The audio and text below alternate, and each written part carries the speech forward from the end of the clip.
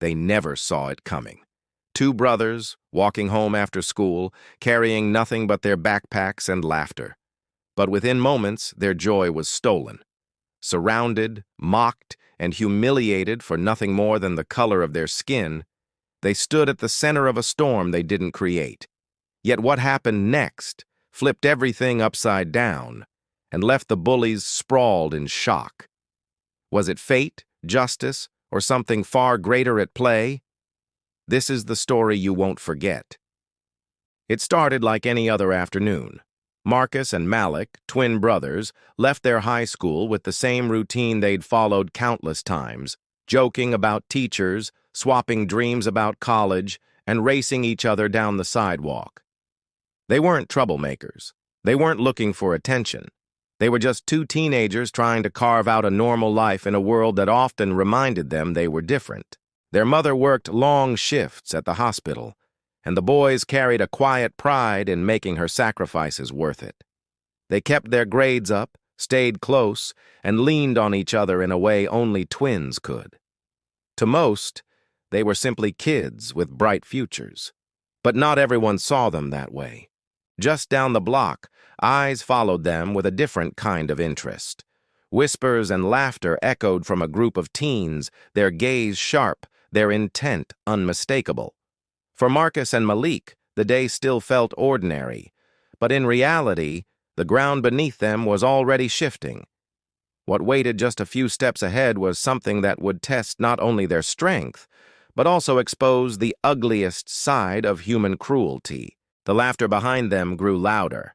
At first, Marcus thought it was just background noise, teenagers being teenagers.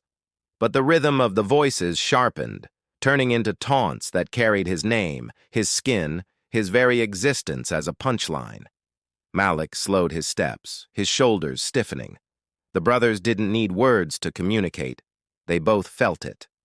Trouble was closing in. A group of 4 white teens trailed them, their sneakers slapping the pavement in sync, each insult landing harder than the last. Go back where you came from. No one wants you here. You think you're special because you're twins? The words weren't just cruel.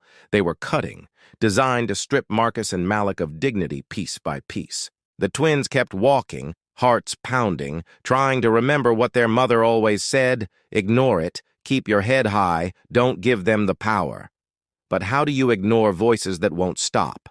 How do you keep your head high when laughter rings in your ears, reminding you of your difference every single second? Then came the shove, a sudden hard jolt to Marcus's back that sent him stumbling forward. His backpack hit the ground, books spilling across the concrete. The laughter exploded, wild, merciless, the kind that thrives on someone else's pain. Malik rushed to help his brother, but before he could reach him, another shove came, harder this time, knocking Malik against the chain-link fence. The cold metal rattled as his body hit, a sound that seemed to announce their helplessness to the world. The insults turned into chants. Hands grabbed at their clothes, tugging, yanking, pulling. Marcus clenched his fists, fighting the urge to swing, knowing that any wrong move would only make things worse. Every second stretched longer than the last, the humiliation weighing heavier, the cruelty sharper.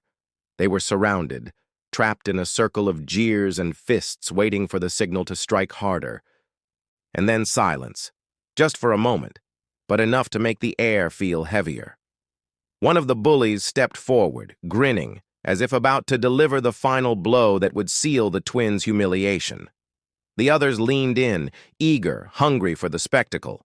Marcus and Malik braced themselves, their backs pressed against the fence, their breath shallow, their hope shrinking with every heartbeat. They didn't know what would happen next, only that the ground was tilting beneath them, pulling them closer to something inevitable, something dangerous. And in that split second, when it seemed like the world had turned against them, something unexpected began to shift, something that none of the bullies could have prepared for. The shove that came next was different. It wasn't playful, it wasn't mocking, it was violent. Marcus's knees buckled as he crashed to the ground, gravel scraping his palms. Malik lunged forward to pull him up, but another hand grabbed his collar and yanked him backward. For a heartbeat, it felt like the world had stopped. And then it exploded. Fists swung, kicks landed, the sound of sneakers thudding against ribs, the crack of knuckles against skin. It was chaos, cruel and one-sided. The twins tried to shield themselves, curling inward, but the circle tightened, blow after blow raining down. Their books lay scattered on the pavement like forgotten dreams, pages torn and fluttering underfoot. Marcus's vision blurred as another strike landed near his temple. The laughter around him sounded warped, distorted, almost inhuman. Rage and helplessness collided inside him, mixing into a storm he couldn't contain. He had always believed in staying calm, in proving people wrong by rising above. But in this moment, pinned against the ground, tasting blood in his mouth, something inside him snapped. With every ounce of strength, Marcus shoved upward, knocking one of the bullies off balance. Malik, fueled by the same fire, surged to his feet beside him. For the first time, the circle broke. Shock rippled through the group of aggressors as the twins no longer looked like victims. They looked like survivors who had nothing left to lose. The bullies stumbled, one tripping into another, hitting the pavement hard. Shouts replaced laughter. Confusion spread like wildfire. In that instant, the power dynamic flipped. The ones who had mocked, shoved, and humiliated now found themselves scrambling, struggling to regain control of a fight they thought was theirs alone. And as the dust settled for just a moment, one truth became clear. This was no longer a game of cruelty. This was a reckoning. When the chaos finally broke, the bullies weren't laughing anymore. Two of them sat dazed on the ground, winded and stunned, while the others scrambled to retreat, their confidence shattered. Marcus and Malik stood together, bruised, shaken, but unbroken. For the first time that day, silence filled the street, heavy and undeniable. The twins gathered their scattered books with trembling hands.